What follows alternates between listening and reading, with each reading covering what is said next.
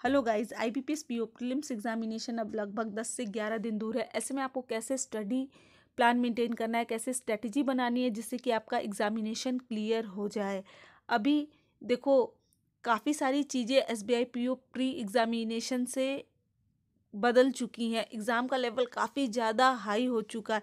तो इन सारी चीज़ों को ध्यान में रखते हुए कैसे आपको आईबीपीएस पीओ क्लियर करना है, सब कुछ डिस्कस करेंगे। मैंने कौन सी स्ट्रैटेजी अपनाई थी, कैसे मैंने अपना स्टडी प्लान मेंटेन किया था जिससे कि मेरा आईबीपीएस पीओ क्लियर हुआ था, सब कुछ डिस्कस करेंगे। वीडियो को पूरी एंड तक देखिएगा, आपके लिए बहुत ज़्यादा इंपॉर्टेंट रहने वाली है। तो चलिए वीडियो को स्टार्ट करते हैं।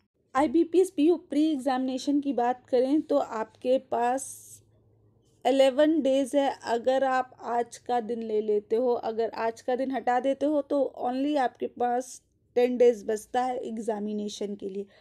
अगर आपने एसबीआई पीओ प्री एग्जामिनेशन दिया है तो आपने देखा होगा एग्ज़ाम का लेवल क्या था, किस तरीके से एग्ज़ाम को सेट किया गया था। काफ़ी पेपर लेंदी था, टाइम टेकिंग था, और सबसे बड़ी बात क्वांट की मैं करूँ तो क्वांट काफ़ी ज़्यादा कैलकुलेटिव और लेंदी था। ऐसा नहीं है सिर्फ क्वांट था, रीजनिंग भी बहुत ज़्यादा लेंदी थी। सबसे पहले स्टार्ट करेंगे इसीलिए हम क्वांट के साथ, क्योंकि क्वांट जो है इस पूरे 2021 में काफ़ी ज़्यादा ट्विस्ट के साथ देखने को मिल रहा है, क्योंकि अर्थमेटिक काफ़ी आ रही है और अर्थमेटिक ही आप नहीं पढ़ते हो। तो सबसे पहले इन 10 दिनों में आपको क्या करना है, आपको अर्थमेटिक की प्रैक्टिस करनी है। ऐसा नहीं है आपने पढ़ा नहीं होगा, आप ज़रूर पढ़े होगे अर्थमेटिक, बस आपकी प्रैक्टिस उतनी ज़्यादा उस पर नहीं होती है। तो इन 10 दिनों में आप लगभग 10 मॉक तो दोगे ही।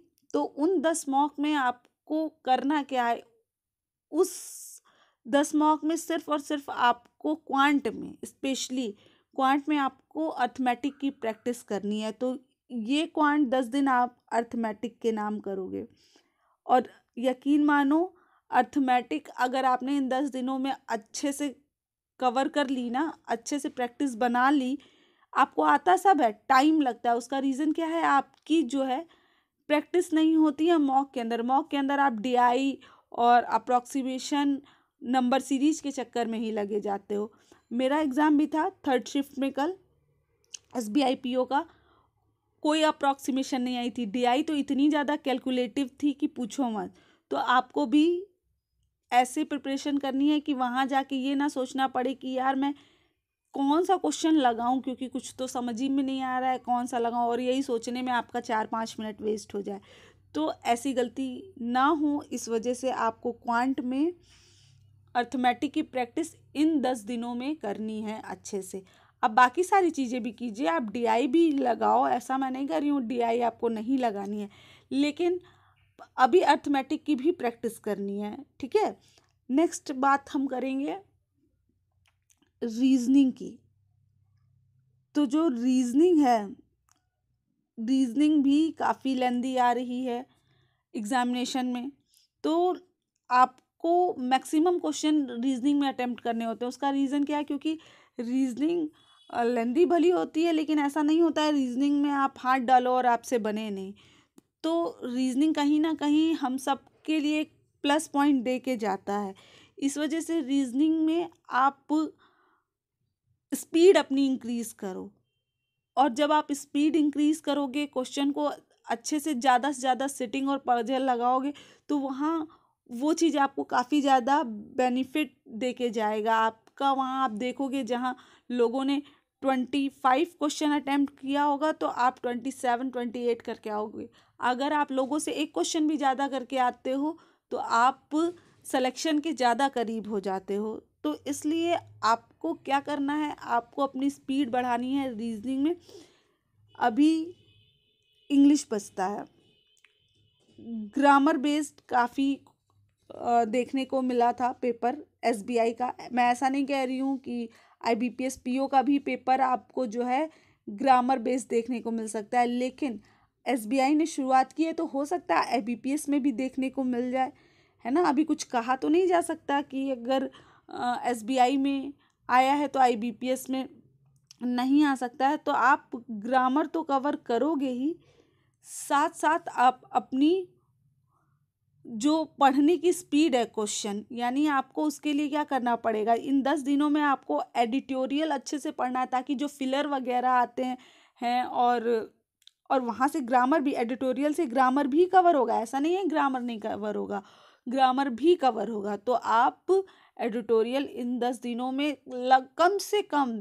कम से कम आप उस पर 45 मिनट तो दीजिए ही। एडिटोरियल पे आपको 45 मिनट देना ही देना है इन 10 दिनों में। और आप यकीन मानना, जब आप एग्ज़ाम दे के आओगे ना तो आप मुझको कमेंट करोगे कि मैम आपने कहा था कि ऑडिटोरियल 10 दिन पढ़ के जाओ। मेरी इंग्लिश में अच्छे नंबर नहीं आ रहे थे, उसके बाद मैंने 10 दिन प्रैक्टिस की और एग्ज़ाम में मेरा बहुत अच्छा परफॉर्मेंस रहा। तो इतना सा आपको इंग्लिश के लिए करना है, वो आपको रिजल्ट मॉक में ही दिख जाएगा 2-3 दिन के अंदर। नेक्स्ट हम बात कर लेंगे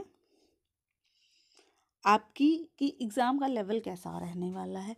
तो देखो, एग्ज़ाम का लेवल आपको दोनों तरह से देखने को मिल सकता है। अगर एग्ज़ाम का लेवल डिफ़िकल्ट आया, अगर वो एग्ज़ाम का लेवल डिफ़िकल्ट डाले आपके लिए, मॉडरेट टू डिफ़िकल्ट, तो आप मान के चलो वो आपका क्वांट कैलकुलेटिव करेंगे, रीजनिंग लेंदी करेंगे, है ना। तो यहाँ पर अगर मॉडरेट टू डिफ़िकल्ट आता है तो ये होने के चांसेस आपके ज़्यादातर हैं। तो वहाँ पर मैंने आपको चीज़ें बता दी हैं कि आपको कैसे कवर करनी है। अभी पेपर अगर इजी आता है तो इजी आता है तो फिर तो वाव है ना, फिर तो आप अटेम्प्ट कर ही ले जाओगे 70, 75, 80, फिर तो आपका पूछना ही नहीं है कुछ। तो फिर इजी के लिए तो कोई टेंशन लेने वाली बात ही नहीं है, इजी आ गया तब तो कोई दिक्कत ही नहीं है। दिक्कत यहाँ पर है, तो उसके लिए आप इन 10 दिनों में प्रिपेयर हो जाओ। यकीन मानो, अगर आपने इन 10 दिनों में पढ़ाई अच्छे से कर ली, जैसे मैंने आप लोगों को बताया है, आपका एग्ज़ाम ज़रूर क्लियर होगा। इसमें मैंने कोई आप लोगों को नई चीज़ें नहीं बताई हैं कि ये कर लो, वो कर लो, ये कर लो, कुछ नहीं करना है। बस इतना सिंपल सा काम करना है और इसी सिंपल काम की वजह से आपका सिलेक्शन होगा। मैं हमेशा कहती हूँ कि आपको जो है अर्थमेटिक पे अब शिफ्ट होना चाहिए। आप अपने बेसिक्स क्लियर करो। अगर आप बेसिक नहीं क्लियर करोगे तो आपको एग्ज़ाम क्वालिफाई करने में ज़रूर प्रॉब्लम फेस करनी पड़ेगी। अभी अगर आपको कोई क्वेरी हो, कोई क्वेश्चन माइंड में चल रहा है अपनी प्रिपरेशन से लेके या फिर कोई भी, तो आप कमेंट में ज़रूर मेंशन कीजिएगा। अभी मैं वीडियो को एंड करती हूँ। मिलते हैं आपसे अगली वीडियो में। चैनल पे नए हो तो प्लीज़ चैनल को सब्सक्राइब कर लो, वीडियो को लाइक करो। Thank you.